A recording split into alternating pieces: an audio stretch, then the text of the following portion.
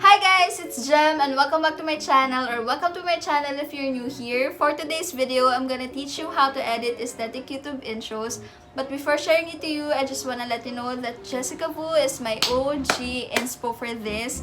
I think sa kanya nag-start yung mga ganitong intro na may mga iOS notification pop-up. And as far as I know, she's using Final Cut Pro in editing her videos. Pero wala akong Final Cut Pro. So, I'll use my phone instead and some useful phone apps to edit. And this will be a series of tutorials. Actually, second na to kasi yung una, how to download Animal Crossing in iOS and Android. So, I'll put the link down below if you haven't watched it yet. And I've been receiving a lot of good feedbacks about how I edit my videos. Sobrang nakaka-overwhelm po sa totoo lang. So, as a way of thanking you all for supporting my videos, I decided to share more editing tips for you guys. Like how to edit cute intros na napapanood din sa mga favorite YouTubers nyo like sila Ashley Garcia, Bianca Gan, Chloe Valencia. Pero, itatry kong mag-edit ng ganon using phone. So, I got you guys. Baka lang kasi magulat kayo na puro tutorial yung mga next upload ko. Mag-upload pa rin naman ako ng vlogs and makeup videos. Yes! Beauty vlogger. So, hindi ko na papahabaan yung intro. Baka naiirita na kayo. If you wanna know how I did this video's intro, then please keep on watching.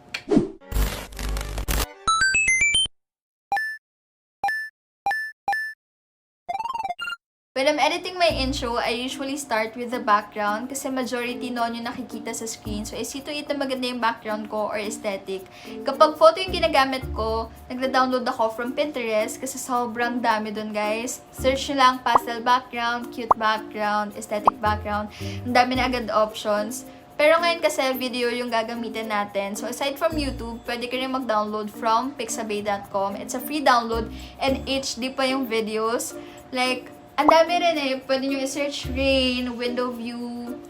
Usually kasi mga ginagamit is clouds, airplane, nature, ganyan. Pwede kahit anong type mong video background.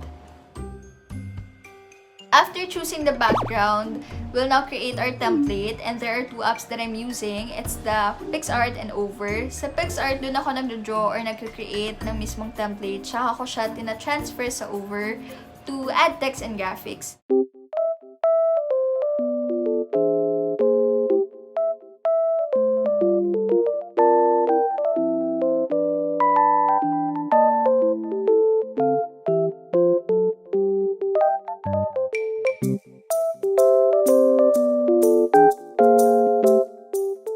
Talking about font styles, I'm using the San Francisco, yung pinaka-family nun, San Francisco Light, San Francisco Regular, and San Francisco Semi-Bold.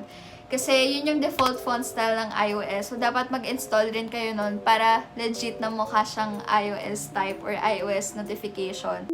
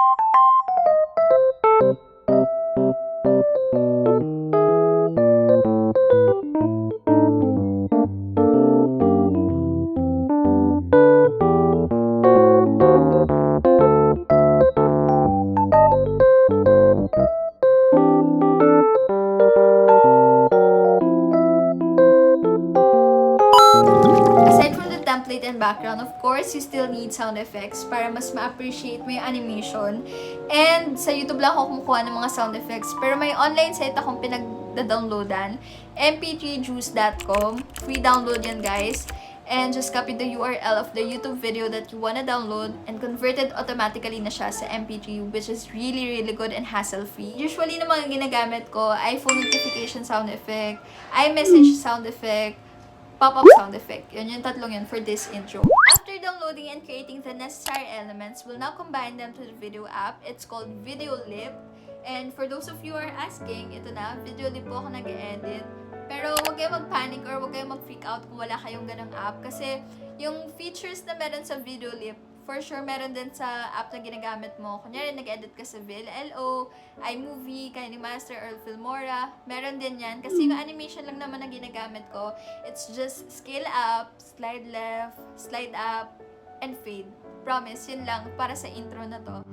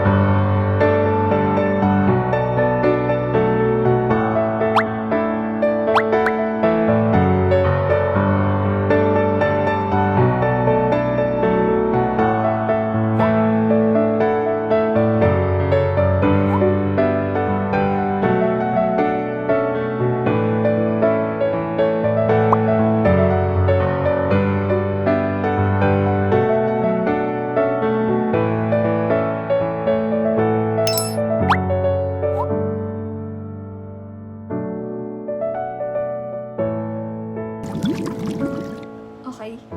Gets. That's it for today, guys. Sana marami kayo natutunan sa video na to. And please tag me or let me know pag nakagawa na kayo ng version nyo by following this tutorial. I'd be more than happy to see your works. And kung gusto nyo rin ng mga ready-made templates, nalalagyan nyo na lang ng name and video titles katulad ng ginawa natin kanina, follow me on Instagram and DM me so I can send it to you para less hassle. And you can also comment down below your intro inspo or edit inspo na gusto nyo ring matutunan. I'll do my best to help you.